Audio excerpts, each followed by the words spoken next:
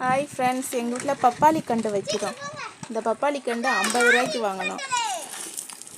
50 ரூபாய்க்கு வாங்கின கண்டை இங்கே வைக்கிறோம். எப்படி வளருதுன்னு பார்ப்போம். தவளைலாம் ஓடுது. தவளையா? எங்கே இருக்குது? குழி தோண்டியில் வந்துச்சா? ஒரு வழியாக வச்சாச்சு ஃப்ரெண்ட்ஸ்.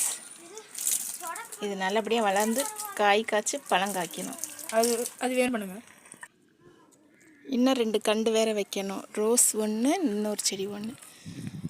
White flower. ஒயிட் இல்லை, எல்லோ. White flower. அதுவா? அது என்னமோ செடியில் மறந்து போச்சு. அந்தி மந்தாரையா? இல்லையே. அள்ளி மர கோடி அந்தாரமே. பொழுது சாஞ்சிருச்சு. சூரிய பகவானும் சாஞ்சுக்கிட்டு இருக்காரு. நாங்களும் இப்படியே சாஞ்சுக்கிட்டே இருக்கோம். கார் தாடே. இதுவும் சாய போகுது.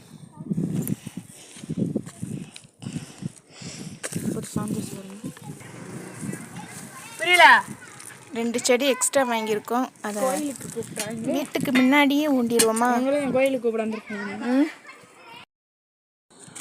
ஹாய் ஃப்ரெண்ட்ஸ், புதுசாக ரோஸ் செடி தெரியுதா வீடியோவில்? நான் வைக்க போகிறேன். கொஞ்சம் மண்ணல் போட்டுக்கிறோம். தெரியுதுண்ணா? இது வச்சா போதுமா? இந்த செடி 50 ரூபா தான். கீழே நிலத்தில் 50 ரூபாய்க்கு வாங்கி வச்சேன். அது சூப்பராக வளர்ந்துருச்சு.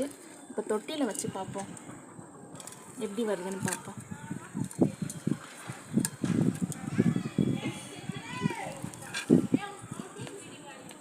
தேங்க்யூ. ரோஸ் செடியை நல்லபடியாக செட் பண்ணியாச்சு. கீழே வைக்கலான்னு நினச்சேன். கீழே வச்சா ஆட்டுக்குட்டி வரும், அதுக்காண்டியே மேலே வச்சாச்சு.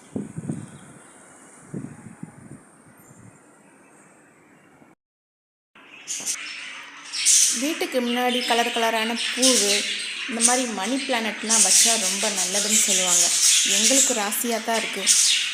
நீங்களும் வச்சு பாருங்கள். லவ் பேர்ட்ஸும் வளர்க்குறோம். இந்த செடி, லவ் பேர்ட்ஸு, இதையே பார்த்து எனக்கு நேரம் கரெக்டாக இருக்கும். மணி பிளானட் வளர்த்தா மணி வருதோ என்னமோ, மனசுக்கு ரொம்ப நிம்மதியாக இருக்குது. இந்த செடி வளர வளர நம்ம லைஃப்பில் ஏதோ நல்லது நடக்கிற மாதிரி நம்மளுக்கே ஒரு பாசிட்டிவ் எனர்ஜி கிடைக்கும்.